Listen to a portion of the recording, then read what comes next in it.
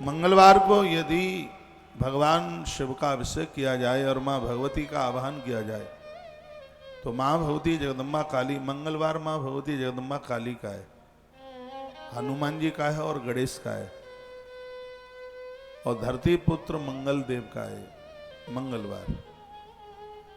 इसको मंगला गौरी, गौरी माता काली ही है। और शिव महापुराण में स्पष्ट वर्णन है कि माता काली किसी के ऊपर कृपा कर दे तो किसी के अकाल मृत्यु नहीं होने देती। माँ रोगों का नाश करती है। ऐसी माता काली है जो असाध्य बीमारियों को समाप्त कर देती है, महामारी को समाप्त करती है। शायद आपको पता हो, जिस समय यह कोरोना का दौर चल रहा था तो हम सोशल मीडिया के माध्यम से एक श्लोक स्तुति लोगों के पास भेज रहे थे। जयंती मंगला काली भद्रकाली कपालिनी दुर्गा क्षमा शिवा धात्री स्वाहा स्वदा नमस्तुते। माता भगवती जगदम्बा काली भगवती ऐसी महामारियों को समाप्त करती है, असाध्य बीमारियों को समाप्त करती है। तो शिव महापुराण में लिखा हुआ है, वर्णन है कि जो लोग मंगलवार के दिन भगवान महादेव को महारुद्राभिषेक करते हैं और माँ भगवती जगदम्बा काली का आह्वान करते हैं तो ये रोगोपशांतये, माँ संपूर्ण रोगों को समाप्त कर देती है। मैया रोग समाप्त करती है और महादेव मंगलवार की पूजा से मकान दुकान सब दे देते हैं। तो आज का दिन इतना अद्भुत है। और सबसे आनंद की बात यह है कि आज श्रावण शिवरात्रि है।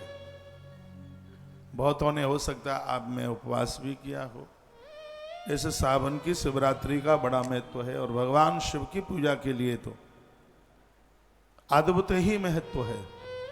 चाहे आप यहां अभिषेक करें, चाहे आप अपने घर महारुद्राभिषेक करें,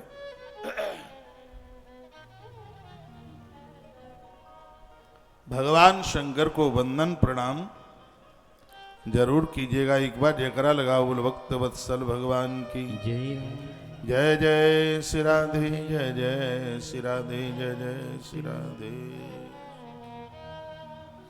स्त्रीणां च तृप्तये तद्विदेयं वस्त्रादिकं शुभम् अपमृत्यु वने मंदे रुद्रातिशयोद्भुतः। बड़ी सी सुंदर बातें यहाँ पर वर्णन की गई है। बताया गया है कि लंबी उम्र बढ़ जाती है जब आप नारियों को वस्त्र बांटते हैं। स्त्रीणां च तृप्तये, जिस घर में नारी संतुष्ट है उस घर की आयु दिन दूना रात्रि चौगुने के रूप में बढ़ती है। इसलिए घर में नारी को परेशान न किया करें, स्त्रियों को परेशान न किया करें। आज एक बहन मेरे पास में बहुत देर तक रो रो के गई है अपने पति की वजह से। ऐसा ना करिए। जिस घर में नारी प्रसन्न है संपूर्ण देवता उस घर में वास करते हैं। यत्र पूजन्ते नारी रमन्ते तत्र देवता। वहां देवता रमण करते हैं, विचरण करते हैं वहां देवता, जहां पर नारी प्रसन्न है। तो ऐसी अद्भुत बातें बताई गई हैं। अब आइए इस प्रसंग को थोड़ा आगे के लिए बढ़ाएं। कल की कथा बड़ी अद्भुत रही है। 12:54 हो रही हैं और जैसे ही 1 बजे तत्काल तुलसी तपोवन यूट्यूब चैनल पर जुड़कर आज की संपूर्ण कथा को सुनिए। आज 26 तारीख हो गई है, अमावस्या आ रही है कुछ ही दिनों के बाद। कुछ दिनों के बाद कब आ रही है? कल परसों में ही होगी अमावस्या। कब की है? मैंने तो देखा नहीं पंचांग। कब की है अमावस्या? कब की है? कल की है? परसों की? अमावस्या कल की है? परसों की है ना? 28 तारीख की है। सही है। तो अमावस्या की भी अपने आप में बड़ी महिमा है। तो देशादीन क्रमशो ब्रूहि सदा सर्वार्थवित्तमम शुद्धम ग्रहम संफलम देव यज्ञादि कर्मसु। सौनक्षियों ने महात्मा सूत जी को कुछ यज्ञ के बारे में पूछा तो सूत जी उस समय बताते हैं पूजा के योग्य देश काल के सब उन्होंने जो वर्णन किया वह बड़ा अपने आप में बड़ा अद्भुत। कल आपने बड़ा अच्छा सुना था सदाचार के बारे में आप सुन रहे थे, उसका बड़ा सुंदर सा व्याख्यान हुआ था। अब देव यज्ञ आदि कर्मों में घर की शुद्धि के बारे में बताया गया। अब तो व्यवस्था बनती नहीं है, देवता तो प्रसन्न होते हैं जिस घर में घर को गैया के गोबर से लीपा जाता है, लेकिन अब तो वो संभव है नहीं। एक घर की शुद्धि तो गाय के गोबर से लीपने से ही है। उसकी बात से महापुराण में वर्णित की गई है। कहा गया वह स्थान बड़ा शुद्ध होता है जहाँ पर घर को गाय के गोबर से लीपा गया है। ऐसी जगह पर बैठ करके भजन करें, साधना करें, आराधना करें, मन भजन में लगता है। आप सब भजन करते हैं, माला घुमाते हैं। आप माला नहीं घुमाते हैं तो एक अपने जीवन के लिए एक बहुत बड़ा धोखा दे रहे हैं। जैसे बढ़िया बढ़िया साड़ी और कपड़े आपके पास में हैं, ऐसे अपने पास माला जोली रखिए। शिव इष्ट हैं, आपके रुद्राक्ष की माला रखिए। नारायण आपके इष्ट हैं तो आप तुलसी की माला रखिए। एक ही माला पर सब मंत्र जपे जा सकते हैं। जैसे आपके शंकर इष्ट हैं, आप ओम नमः शिवाय जपते हैं तो उसके ऊपर आप नमो नारायणाय, ओम नमो नारायणाय या ओम नमो भगवते वासुदेवाय भी जप सकते हैं।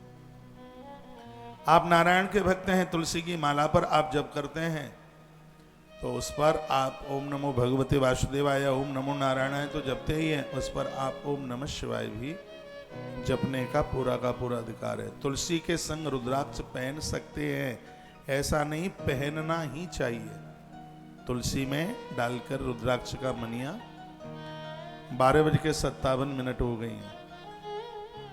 ऐसे टाइम बिल्कुल भाग जाता है, लाइव का टाइम बहुत कम मिलता है, लेकिन ये मैं आपको कह दूं 9:30 बजे से कथा रोजाना लाइव टेलीकास्ट होती है, सुबह प्रसारित होती है। जो अभी नहीं सुन पाते हैं सुबह सुन लिया करें। कल तो बुधवार है ही। यदि कोई मेरी ऐसी बहन है जिसको संतान नहीं है, कल वह दही भात ब्राह्मण को बुलाकर अपने घर में जिमाए और ब्राह्मण से गोपाल सहस्रनाम का पाठ महादेव को सुनवा दे तो इसमें उसके कार्य में बड़ी सफलता होगी। बुधवार संतान प्राप्ति के लिए बहुत बढ़िया है, इसलिए कल हम बहनों को संतान नारियल प्रदानित करेंगे। कल पहली सूचना, बच्चों को 3 मुखी रुद्राक्ष कल की बजाय परसों दिया जाएगा, क्योंकि कल हमारे पास पहुंचना संभव नहीं हो पा रहा है और परसों वैसे भी गुरुवार है। और परसों के दिन बच्चों के लिए पिछले गुरुवार को जैसे महारुद्राभिषेक हुआ था, एक छोटी सी सहयोग राशि लेकर संपुट लगाकर जो अभिषेक हुआ था, गुरुवार को फिर वही व्यवस्था और वही सहयोग राशि है 650 रुपये का सहयोग करके। और आपने बच्चों के निमित्त जो पहले नहीं करा पाए हैं या पहले आपने एक आध बच्चे के लिए करा दिया, फिर मन करता है कि दूसरे बच्चे के लिए दूसरा कराएं, तो आज ही आप रजिस्ट्रेशन नंबर उसका आप ले लें। गुरुवार के लिए सिर्फ 650 रुपये के सहयोग में और यह महारुद्रा अभिषेक पूरा होगा। एक बात और मैं आपको एक बड़े सुंदर कार्य से जोड़ूंगा, फिर मुझे 4 घंटा कथा कहनी है। और वह बात यह है कि यहाँ के भंडारे को देख करके शायद आपको उत्साह हो रहा होगा। यदि यहाँ का भंडारा आपको अच्छा लगा है, जिनको अच्छा लगा है वो एक बार हाथ उठा के बताएंगे। 100 में से 100 में से 100% नंबर इसमें मिल रहे हैं। चाहे वृंदावन का भंडारा हो और चाहे आयोजनों का भंडारा हो, हर व्यक्ति को एक शौक जैसा होता है, खाने का तो है नहीं, खिलाने का जरूर है। तो इस भंडारे में आप इतनी छोटी सहयोग राशि के लिए इतना बड़ा काम आपसे हो रहा है। इसमें 10 किलो चावल, 10 किलो आटा और 2.5 किलो तिल का तेल, जिसकी सहयोग राशि संभाल लीजिए। 10 किलो चावल 500 रुपया, 10 किलो आटा 250 रुपया, 750 हो गए। और 10 किलो इसमें तिल का तेल, तो उसमें आप प्लस उसमें 400 एक 500 500 और कर दीजिए, तो 750 और 500 1250 रुपए में आपके घर से इतना अद्भुत काम होता है जिसमें आपके पुरखे नाचते रहेंगे। आपके पास पैसा होगा, महाकाल भूमि का भंडारा नहीं होगा, कम पड़ जाएगा तो बीच में एक आध बार फिर बोल दूंगा। इतने लोग कथा सुनते हैं और आप 10 किलो इसमें चावल, 10 किलो आटा और 2.5 किलो तिल के तेल की व्यवस्था करते हैं, तो इससे एक काफ़ी सहयोग हो जाएगा। जो पूरे महीने का एक भंडारा आपके खाते में जाए, उसके लिए प्रावधान सिर्फ 6,000 रुपये का रखा है। इसके ऊपर आपको लोड नहीं पड़ता है, तो बहुत बड़ी बात है। पूरा सावन मास आपके पूर्वजों की तरफ से यहाँ खुले भंडारे में सहयोग हो जाता है।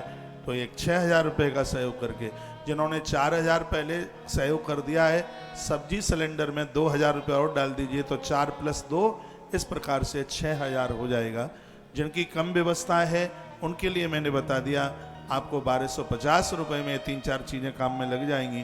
और जिनकी और बढ़िया व्यवस्था है तो सिलेंडर, सब्जी और पूरे महीने के भंडारे के सहित सिर्फ 6,000 रुपये का सहयोग करके ये सौभाग्य मौका कमा लीजिए। पैसा आता जाता रहेगा, लेकिन ये सौभाग्य मौका नहीं मिलेगा। सावन के दिन बढ़ते जा रहे हैं और यहाँ पर संख्या भी बढ़ रही है। ऐसा एक तुलसीवन आश्रम है जहाँ गेट बंद कर करके हाथ जोड़कर भक्तों को जिमाया जाता है। कहा जाता है आप प्रसाद लेकर के आप जाइए। और यहाँ जल्दी भंडारा इसलिए शुरू, जल्दी 10 बजे शुरू इसलिए कर देते हैं क्योंकि आपकी गाड़ी का, आपकी ट्रेन का टाइम हो जाता है। ऐसा नहीं कि आप ट्रेन पकड़ के चले जाएं और उसके बाद में 1 बजे भंडारा हो। आप जीमते हैं तो ऐसा लगता है कि भगवान ने आज विशेष रूप से अपना भोग लगा लिया है। अब जो मंदिर वाला तो जो खाता है वो तो हमारी श्रद्धा को चखता है, जो हमारी श्रद्धा है उसके प्रति, वो तो उसमें तो वो हमारी श्रद्धा को ही स्वीकार करता है। रोटी चावल तो थाली में उतने के उतने ही रहते हैं। सच यह है कि जब वो हमारे ऊपर प्रसन्न होता है तो स्त्री और पुरुष का भेष, जीव जंतु का भेष बनाकर तो हमारी रसोई को आरोगता है। तब लगता है कि भगवान ने हमारी रसोई का भोग लगा लिया है। जितने भी बाहर से मुझे सुन पा रहे हैं, कथा सुनते सुनते मोबाइल से पटक पटक से हाल ही ट्रांसफर करके, और मैं नहीं बोलता, मैं बोल भी इसलिए रहा हूँ कि महाकाल की धरती पर जो ये भंडारा चल रहा है उसके लिए हमारे पास नहीं है 10,000 रुपया भी फंड। मुझ जैसा आदमी बिल्कुल सही बोलता है। सब सामान बिल्कुल उधार आ रहा है दुकान से, और 13-14 तारीख को उनकी पेमेंट होगी, क्योंकि इसके लिए हमने कोई ऐसे विशेष लोगों से कोई सहयोग तो लिया नहीं है। तो इसके लिए हमारे पास फंड की व्यवस्था है नहीं, और भंडारे को बंद करना नहीं है, और थोड़ा थोड़ा इसमें आप कर देंगे तो चकाचक भंडारा ऐसे ही चलता रहेगा। इसमें आप अवश्य में सहयोगी बने। आइए मानस की एक चौपाई बोलने के साथ मैं आगे के लिए बढ़ रहा हूं, चल रहा हूं। आशुतोष तुम्हें अब डरदानी आरत है रहो दीन जन जानी। आशुतोष तुम्हें अब डरदानी आरत है रहो दीन जन जानी। आशुतोषी तुम्हें अब डरदानी आशुतोषी तुम्हें अब डरदानी आरती हर हो दीन दन जानी। आशुतोषी तुम्हें अब डरदानी आरती हर हो दीन जन जाने। आशुतोष आशुतोष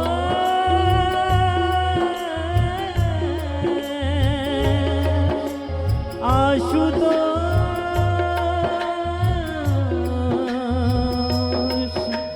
आशुतोष हरि बोल। आशुतोषी तुम्हें अब डरदानी आशुतोषी तुम्हें अब डरदानी आरती हर हो दीन दन जानी। आशुतोषी तुम्हें अब डरदानी आरती हर हो दीन जन जानी। बोली भक्त वत्सल भगवान की जय श्री हनुमान जी महाराज की जय जय। जय श्री राधे, जय जय श्री राधे, जय जय श्री राधे। किसी ने पूछा है जो भगवती माता का मंत्र जपते हैं वो कौन सी माला पर? रुद्राक्ष की पर। गायत्री मंत्र रुद्राक्ष की माला पर, गणेश मंत्र रुद्राक्ष की माला पर, जिनको उनकी दीक्षा में जिस हिसाब से मिला है। और एक गुरु मंत्र की माला ऐसी माला है जिस पर आप संपूर्ण मंत्रों को जपने का अधिकार रखते हैं। 10 माला नहीं रखी जाती, एक ही माला पर जपिए। जैसे मैं अपनी एक माला पर 5-7 मंत्र जपता हूं। मैं प्रसंग में लेकर के आपको ला रहा हूं, शुद्ध ग्रहम संफलम देव यज्ञ कर्मसु। जिन घरों में यज्ञ होता है वह घर बिल्कुल शुद्ध हो जाता है। उस घर में किसी भी प्रकार की कोई भी कमी नहीं रहती। जिन घरों में यज्ञ होता है उस घर में जप पूजा पाठ करने का कई गुना जाके फल मिलता है। ये बात समझ लो और लिख लो। घर में जहाँ यजन होता है और ऐसे घर में जप करने से, हवन करने से जो शुद्धि मिली है और वहाँ भजन करने से, भगवान की पूजा करने से कई गुना फल मिलता है। घर में आप भजन पूजा पाठ करते हैं उससे भी ततो 10 गुणम गोष्ठम, उससे भी 10 गुना फल वहाँ है जहाँ गैया का गोबर और गाय का मूत्र गिरता है। जहाँ गाय की सानिध्यता है घर से भी ज़्यादा फल उस स्थान पर भजन करने की, आराधना करने। और मैं कहता हूँ जो वृंदावन तुलसीवन आश्रम में पहुँचते हैं तो वहाँ वह गौ माता के गौ खिरक में बैठ करके वहाँ भजन करें। और ऐसी कौन सी चीज़ें हैं जहाँ बैठ करके भजन का ज़्यादा फल मिलता है? गोष्ठम, गौशाला में भजन करोगे तो कई गुना फल मिलता है। और फिर वर्णन किया गया जल तीरे, जहाँ सरोवर हैं, पानी है, जल के जहाँ स्रोत हैं, वहाँ पर बैठ करके भजन करोगे तो वहाँ भी आपकी आराधना, साधना, दान पुण्य का ज़्यादा प्रभाव है। कहाँ कहाँ? गोष्ठम, गौशाला, ये घर से ज़्यादा फल देने वाली ये चीज़ है। कौन कौन सी है? गोष्ठम, गौशाला, जहाँ गैया बंधती है। एस के शर्मा जी सो रहे हैं? अच्छा, टीवी देख रहे हैं। अभी तो मुझे देखो,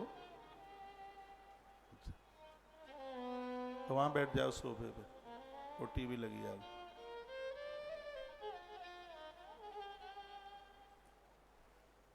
ये बहुत सुनने लायक बात है आज की कथा। कल की भी बातें बड़ी सुंदर थी। जहाँ कौन सी दिशा में मुख करके सोए, बड़ी मलुक बातें, मुझे अच्छी बात लगी। आज मैं थोड़ा कमरे में सुन रहा था, मैं अपने आप को बोल रहा था बाबा पहलवान बड़ी अच्छी बात बोल के आ गया है। मैं खुद अपने को बोल रहा, यहाँ तो पता लगता नहीं है क्या बोल गया हूँ, लेकिन बाद में जब सुना तब लगा क्या तंदुरुस्त बात बोली है। 4 दिशाओं की तरफ पाम करके ना सोना, 4 की तरफ पाम करके सोना और वहीं ऐसे सीधे उठना, बात बड़ी दुरुस्त लगी, अच्छी लगी सुन के। तो घर से ज़्यादा दान पुण्य भजन का जो प्रभाव है, गोष्ठम, गौशाला, जल तीरे, जहाँ साधारण से जल सरोवर वगैरह हैं उनके किनारे बैठ करके। फिर कहा है बिल्व तुलस्या अस्वस्थ मूलकम, घर से और ज़्यादा भजन करने का, दान पुण्य करने का जो फल है बिल्व, बेल वृक्ष। इसलिए तो एक दिन ये हमने बेल के पौधे रखवा दिए। का बेल की सानिध्यता में किया गया सदकर्म। आज आप बेल महात्म्य में सुनेंगे जिसमें वर्णन है कि बेल वृक्ष के नीचे एक ब्राह्मण को भोजन करा दो तो उसका फल 10,000 ब्राह्मण के बराबर हो जाता है। कहीं तो करोड़ भी लिखा है, पर हम करोड़ ना माने, 10,000 मान ले। अरे 10,000 ना माने तो 1,000 मान ले, तो 1,000 क्या कोई कम होता है? वैसे ग्रंथ में तो कोट सा लिखा हुआ है। इतनी बड़ी महिमा है बेल की। परसों के दिन एक अनाउंस करने वाला हूं अमावस्या को। पहले तो ये बताऊंगा कौन सा पेड़ कौन सी दिशा में लगाएं और कौन सा वृक्ष लगाने का कौन सा महात्म्य है। अमावस्या, हरियाली मावस को वृक्ष लगाने की बहुत बड़ी महिमा है।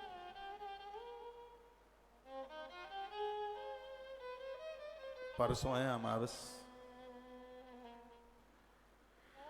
जरूर सुन लेना उस बात को। बिल्वः तुलस्या अस्तमूलकम, बेल की सानिध्यता में किया गया सदकर्म भजन पूजा पाठ बहुत गुना है। तुलस्या, तुलसी के सानिध्य में जब आप अपने घर में पूजा करते हैं तो वहां तुलसी का गरुआ लाके रख लिया करो। जितना 1 और 1 लाख में अंतर है, उतना ही आपकी पूजा तुलसी और तुलसी के अभाव में उतना ही अंतर हो जाएगा। 1 लाख दिनों में जितना भजन करोगे उतना फल 1 दिन में प्राप्त हो जाएगा, यदि तुलसी और बिल्व पत्र वृक्ष वहां रखा हुआ है तो। गमले में बेलपत्र लगाइए और गमले में ही तुलसी माता लगाइए। जब आप सुबह जप करते हैं, भगवान को निलाते हैं, ये दोनों का है मुस्तागर, हाँ? बहुत बदमाश है।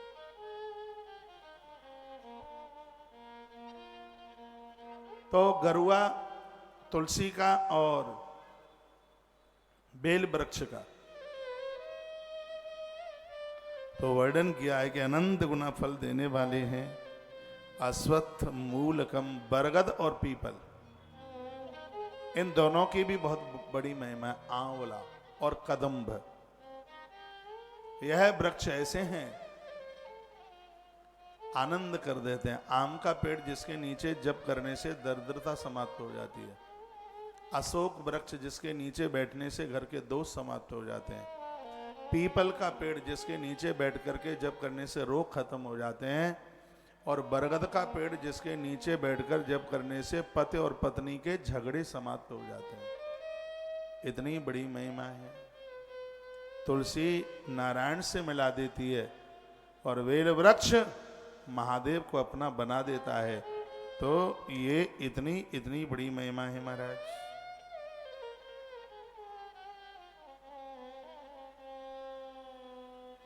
एक मैसेज में लिखा है, आज हमारे खेतों में 8 मजदूर आए हैं।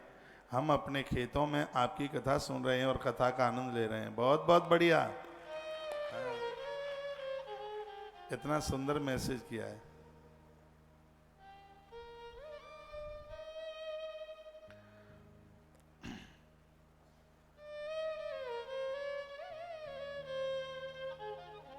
राधे राधे, राधे राधे कौन बोलेंगे? महाराष्ट्र वाले, आप ही को बोलना पड़े। तो देखो कितनी सुंदर बात कही है। लिखाएं इसमें बिल्व तुलस्य अस्वस्थ मूलकम, इन पेड़ों के नीचे बैठ करके भजन आराधना साधना करने की बड़ी महिमा है। वृक्ष ना हो तो गरुआ में, गमले में पीपल लगाओ, गमले में बरगद लगाओ और गमले में कदम्ब भी लगाओ। आपको मालूम है कार्तिक के मास में कदम्ब के फूल यदि कृष्ण के ऊपर चढ़ाओ तो जैसे कन्हैया ने गोपियों के ऊपर कृपा कर दी, वैसे ही नंदलाला हमारे और आपके ऊपर कृपा कर देंगे। कदम्ब के फूल उन्हें इतना प्रिय है। आपके पास जमीन हो तो धरती में लगा लीजिए कदम्ब फूल। यज्ञ में आम की लकड़ी जलाने से गरीबी खत्म होती है। समी शमिधा जलाने से जमीन के दोष समाप्त हो जाते हैं। पीपल की लकड़ी चूल्हे में नहीं जला सकते, लेकिन यज्ञ में जलाने से बीमारियां खत्म हो जाती हैं। बेल वृक्ष की लकड़ी भी हवन यज्ञ के काम में ली जाती है। ततो देवालयम विद्या तीर्थ तीरम ततो दशः, मंदिर में बैठ करके भजन जप करने से भजन बहुत गुना ज्यादा बढ़ जाता है। आप महाकाल जाते हैं, बहुत ज्यादा नहीं आपसे होता है तो कुछ नाम वहां के किसी कोने में बैठकर, इतनी जगह बहुत विस्तार पूर्वक यह मंदिर स्थान है, वो आप उंगलियों पर ही कुछ माला सटका के आ जाया करें। विधान तो भगवान के 108 नाम लेने का है, लेकिन इतना ना हो पावे तो कुछ हो जाए तो कुछ तो उसका भगवान प्रसन्न होकर कृपा कर